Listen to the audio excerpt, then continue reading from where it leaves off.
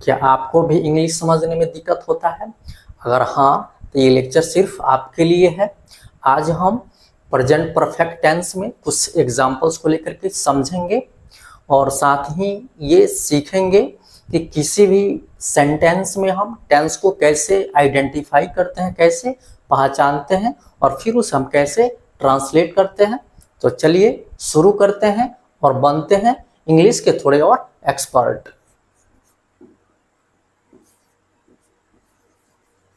You have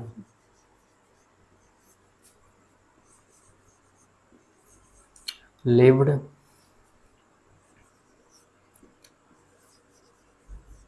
in this town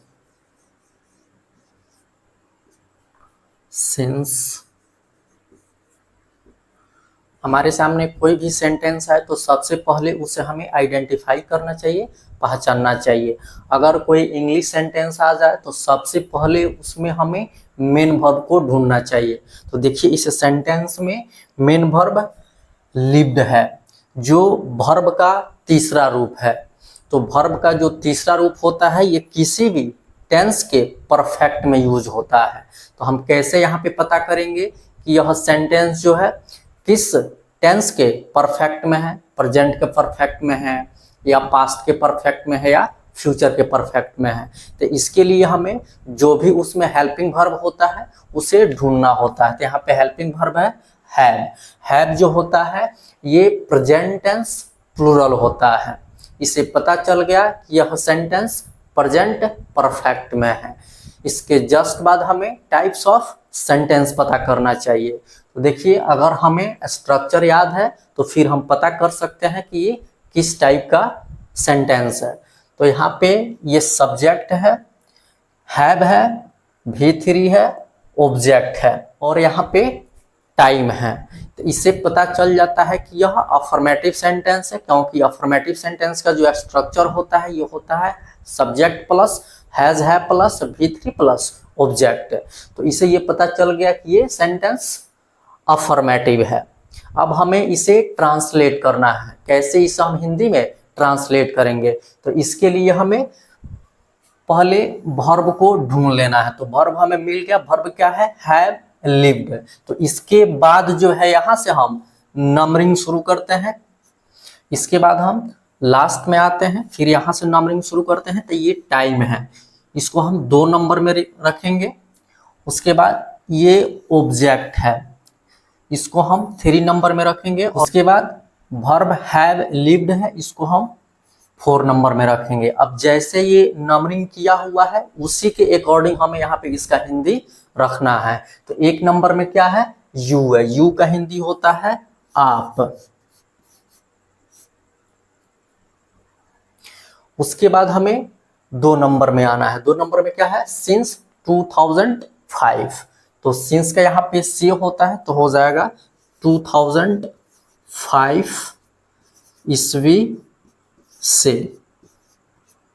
उसके बाद 3 number in this town. In this town का होता है इस शहर में, तो हो जाएगा इस शहर में। उसके बाद 4 नंबर में हैव लिव्ड, रह रहे हैं, यहाँ पे हो जाएगा रह रहे हैं। और अंत में पूर्ण विराम, क्योंकि ये सेंटेंस अफर्मेटिव है, सकारात्मक वाक्य है। You have lived in this town since 2005। इसका हिंदी क्या हुआ? आप 2005 ईस्वी से इस शहर में रह रहे हैं। इस तरह से हम किसी भी इंग्लिश सेंटेंस को आइडेंटिफाई कर सकते हैं, पहचान सकते हैं, फिर उसे हम हिंदी में ट्रांसलेट करते हैं। तो चलिए इसे हम कुछ और एग्जाम्पल से समझते हैं।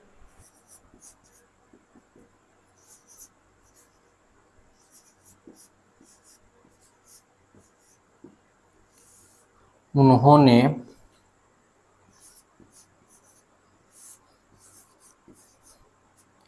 गत वर्ष से इस काम को क्यों नहीं किया है।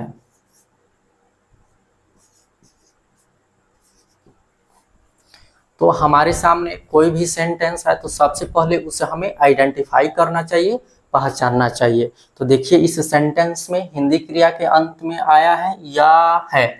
इससे पता चलता है कि यह सेंटेंस प्रेजेंट परफेक्ट टेंस में है।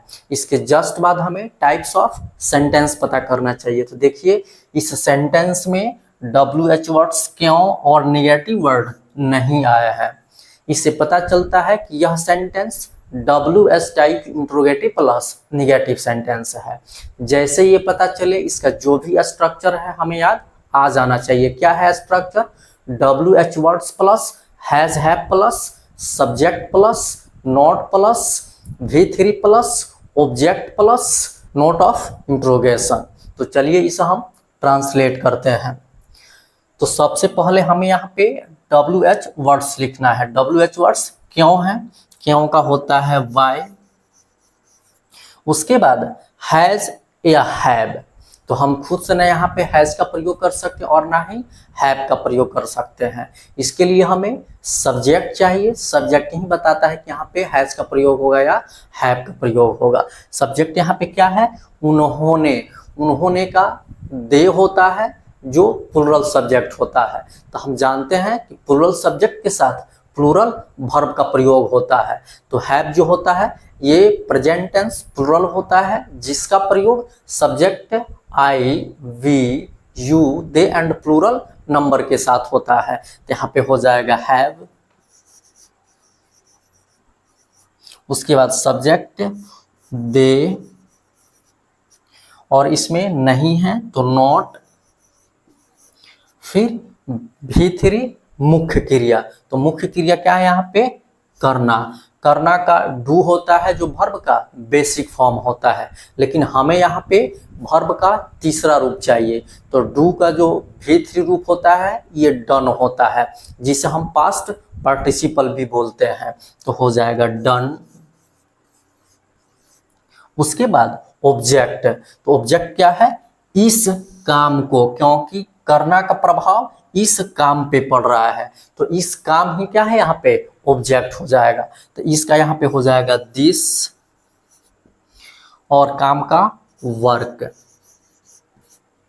उसके बाद इस सेंटेंस में टाइम भी दिया हुआ है गत वर्ष से।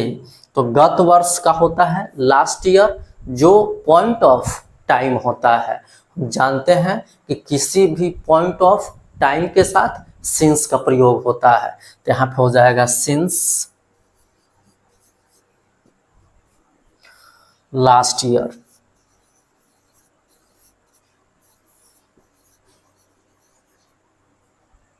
और अंत में नोट ऑफ इंट्रोगेशन, क्योंकि ये एक WS टाइप इंट्रोगेटिव सेंटेंस है। इंट्रोगेटिव चाहे WS टाइप हो या यस नो टाइप हो, उसके अंत में हमें नोट ऑफ इंट्रोगेशन का प्रयोग करना चाहिए, नहीं तो सेंटेंस इनकम्प्लीट हो जाता है, इनकरेक्ट हो जाता है। क्या उसने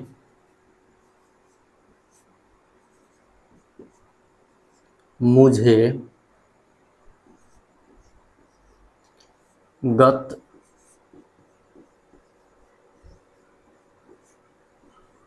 सोमवार से पत्र नहीं लिखा है। हमारे सामने कोई भी सेंटेंस है तो सबसे पहले उसे हमें आइडेंटिफाई करना चाहिए, पहचानना चाहिए। तो देखिए इस सेंटेंस में हिंदी क्रिया के अंत में आया है आ है। इससे पता चलता है कि यह सेंटेंस प्रेजेंट परफेक्ट टेंस में है।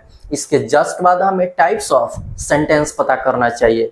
तो देखिए यह सेंटेंस क्या से भी शुरू हो रहा है और इसमें निगेटिव वर्ड नहीं भी आया हुआ है।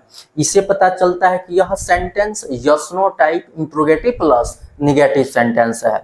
जैसे ये पता चले इसका जो भी स्ट्रक्चर है हमें याद आ जाना चाहिए। क्या है स्ट्रक्चर?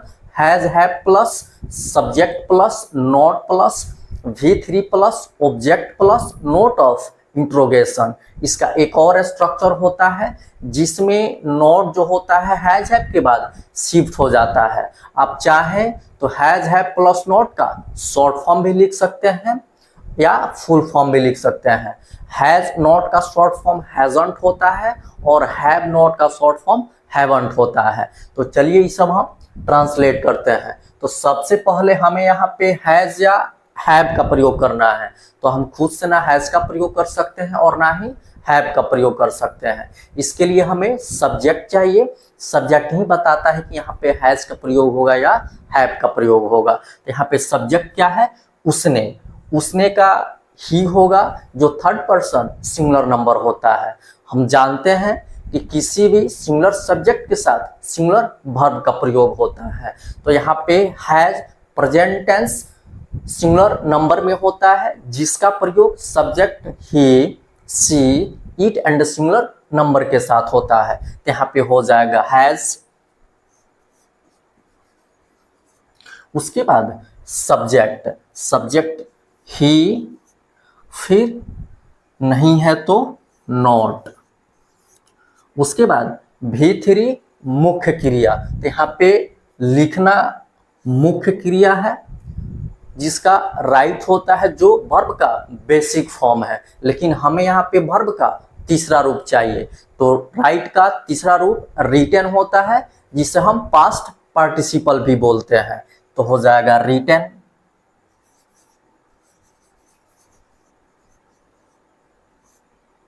उसके बाद ऑब्जेक्ट। तो यहाँ पे दो दो ऑब्जेक्ट है, एक है पत्र और दूसरा है मुझे। तो वर्ब का प्रभाव जिस पे डायरेक्ट पड़ता है वह डायरेक्ट ऑब्जेक्ट होता है और जिस पे इनडायरेक्ट पड़ता है वह इनडायरेक्ट ऑब्जेक्ट होता है। हम किसी भी वर्ब के साथ व्हाट लगा करके प्रश्न करते हैं तो वहां से जो भी आंसर आता है वह डायरेक्ट ऑब्जेक्ट होता है। अगर हम किसी वर्ब के साथ whom का प्रयोग करके अगर क्वेश्चन करते हैं तो वहां से जो भी आंसर आता है वह इनडायरेक्ट ऑब्जेक्ट होता है। तो यहाँ पे अगर पूछा जाए व्हाट रिटन, क्या लिख रहा है, तो आंसर आएगा कि पत्र लिख रहा है। तो यहाँ पे पत्र जो होगा डायरेक्ट ऑब्जेक्ट होगा। जब हम डायरेक्ट ऑब्जेक्ट को पहले लिखते हैं तो फिर हमें इनडायरेक्ट ऑब्जेक्ट लिखने से पहले टू का प्रयोग करना होता है। चलिए पहले हम डायरेक्ट ऑब्जेक्ट लिखते हैं, लेटर। उसके बाद हमें टू लिखना है, फिर इनडायरेक्ट ऑब्जेक्ट का प्रयोग करना है। तो टू इनडायरेक्ट ऑब्जेक्ट क्या है? तो जिसको ये पत्र लिख रहा है, किसको पत्र लिख रहा है? मुझे। तो हो जाएगा मी। उसके बाद यहाँ पे टाइम भी दिया हुआ है गत सोमवार से। तो यहाँ पे गत सोमवार का होता है मंडे लास्ट, जो पॉइंट ऑफ टाइम होता है। और हम ये पढ़ चुके हैं कि पॉइंट ऑफ टाइम के लिए सिंस का प्रयोग होता है। तो हो जाएगा सिंस मंडे लास्ट। चूंकि मंडे प्रॉपर नाउन है तो इसे कैपिटल लेटर से लिखना है, मंडे लास्ट। और अंत में नोट ऑफ इंट्रोगेशन, क्योंकि ये yes no type interrogative sentence है। इंट्रोगेटिव चाहे यस नो टाइप हो या WS टाइप हो, उसके अंत में हमें नोट ऑफ इंट्रोगेशन का प्रयोग करना चाहिए, नहीं तो सेंटेंस इनकम्प्लीट हो जाता है, इनकरेक्ट हो जाता है। चलिए अब हम इस सेंटेंस में पहले इनडायरेक्ट ऑब्जेक्ट को रखेंगे और फिर डायरेक्ट ऑब्जेक्ट को रखेंगे। इस तरह से भी इसको हम बना लेते हैं। तो ये हो जाएगा हैज, और इसमें नॉट है तो आप हैज और नॉट का शॉर्ट फॉर्म भी लिख सकते हैं, हैजंट।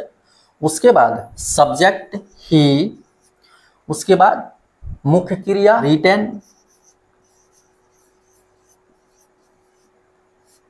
उसके बाद ऑब्जेक्ट। तो यहाँ पे हमें पहले इनडायरेक्ट ऑब्जेक्ट को रखना है, इनडायरेक्ट ऑब्जेक्ट मी। इसके बाद हम डायरेक्ट ऑब्जेक्ट का प्रयोग करेंगे। तो डायरेक्ट ऑब्जेक्ट क्या है? तो वर्ब का प्रभाव जिस पे डायरेक्ट पड़ता है वह डायरेक्ट ऑब्जेक्ट होता है। तो एक पत्र यहाँ पे डायरेक्ट ऑब्जेक्ट हो जाएगा। तो हो जाएगा अ लेटर। उसके बाद यहाँ पे टाइम भी दिया हुआ है। टाइम क्या है? गत सोमवार से, ये पॉइंट ऑफ टाइम है और हम जानते हैं पॉइंट ऑफ टाइम के लिए सिंस का प्रयोग होता है, तो हो जाएगा सिंस मंडे लास्ट। मंडे चूंकि प्रॉपर नाउन है तो इसको कैपिटल लेटर से लिखना है और अंत में नोट ऑफ इंट्रोगेशन। आपको यहाँ पे एक बात ध्यान में रखना है कि किसी सेंटेंस में अगर डबल ऑब्जेक्ट आ जाता है तो उसमें कैसे आप पहचानेंगे कि कौन डायरेक्ट ऑब्जेक्ट है और कौन इनडायरेक्ट ऑब्जेक्ट है। तो वर्ब का प्रभाव जिस पे डायरेक्ट रूप से पड़ता है वह डायरेक्ट ऑब्जेक्ट होता है, या आप वर्ब के साथ व्हाट लगा करके प्रश्न करेंगे तो जो आंसर मिलेगा वह डायरेक्ट ऑब्जेक्ट होगा। अब रहा बात इनडायरेक्ट ऑब्जेक्ट का, तो जिस पे वर्ब का इनडायरेक्ट प्रभाव पड़ता है वह इनडायरेक्ट ऑब्जेक्ट होता है। अगर आप वर्ब के साथ हुम लगा करके क्वेश्चन करते हैं तो वहां से जो आंसर मिलता है वह इनडायरेक्ट ऑब्जेक्ट होता है। अब उसे सेंटेंस में दो तरह से आप अरेंज कर सकते हैं।